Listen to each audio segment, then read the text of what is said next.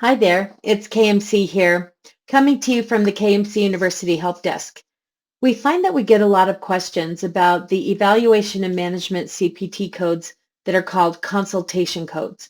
Now, you find them in the same category as new patients and established patients since they're E&M codes, but we get a lot of questions about what it means. Now, let's keep in mind in our profession, we use the term consultation a lot of different ways. One of the ways is that when we see a new patient, we bring them in, and essentially the gathering of history we call the consultation. These are not the same things. The other way that we use consultation is often a free consultation.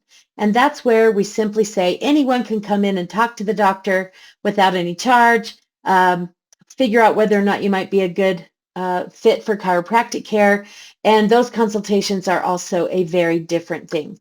Of course, we don't recommend these consultation codes that I'm going to talk about for either one of those two things.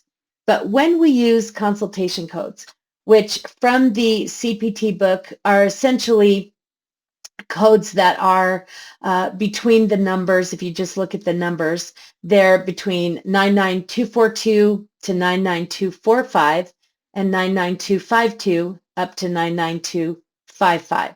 Essentially, their official wording is evaluation and management services performed by a physician when another physician or other appropriate source has requested an opinion on an evaluation or for a recommendation of care for a specific condition or problem.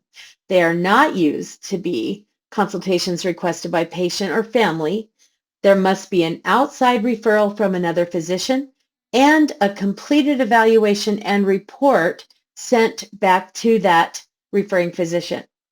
When you're talking about the specifics of what we do in chiropractic, as you can see, this would be very unusual. Now, should you have that situation and you elect to use one of these codes, make sure that you understand it would be in lieu of the standard E&M service codes 9920X or 9921X. This is a replacement, if you will. And again, you can accept the patient after the consultation and assume care, but they are not to be used for the standard history taking or free consultation or what we call the pre-acceptance interview. Much safer, and I hope that you'll use something like that. So when you hear consultation codes, just know that that's exactly the way that they should be used.